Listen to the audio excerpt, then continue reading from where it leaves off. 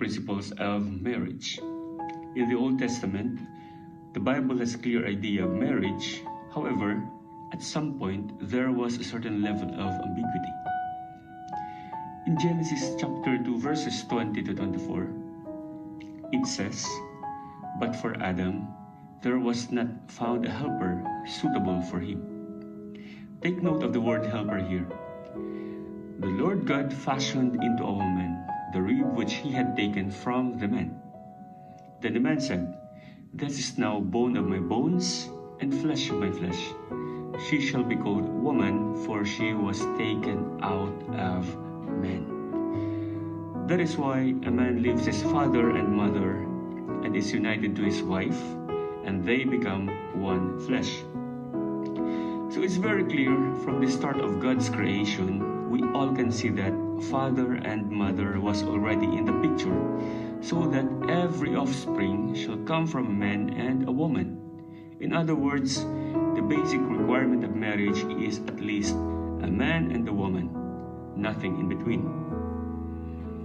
The ambiguity, on the other hand, was in the idea that God created woman to become a helper of men. This helper role of woman was literally taken and misunderstood. That resulted in unfair treatment to women.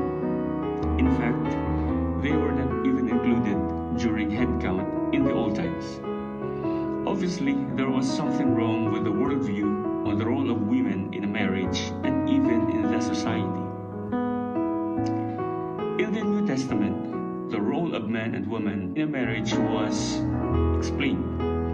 In Ephesians 5 verses 21 to 33, there is magic in this marriage guidelines. It opens and closes in mutual love and respect. Let's see. In verse 21 it says, "Submit to one another out of reverence for Christ." One important note in here, it's not only one who is going to submit to the other, but both ways. And in verse 33 it says, "Each of you also must love his wife as he loves himself, and the wife must respect her husband." See, there is an absolute fairness. And so, that one flesh God's idea of union between husband and wife was clearly outlined.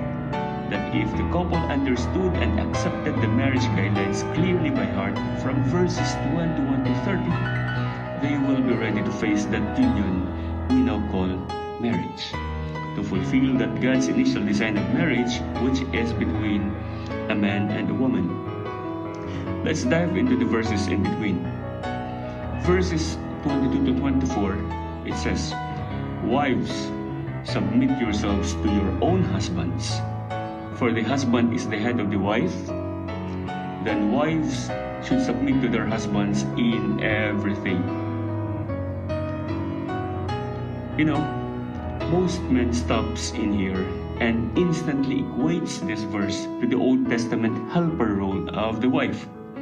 That is why, if these are not explained clearly in a proper marriage counseling, the union is weak and most wives are mistreated. There is no love and respect, and definitely it cannot be called marriage anymore. Rather, it becomes an ordinary piece of paper. Moving on to the next verses. Verses 25 to 30, it says, "In this same way, husbands ought to love their wives as their own bodies. He who loves his wife loves himself. After all, no one hated their own body." There you go with the equalizer. See how tragic it is if in a relationship this will be missed. Indeed, if the couple understood all of these guidelines and absorbed them by heart, there will be no hurt feelings, no verbal abuse, no cheating, and no pride. Just pure love and joy.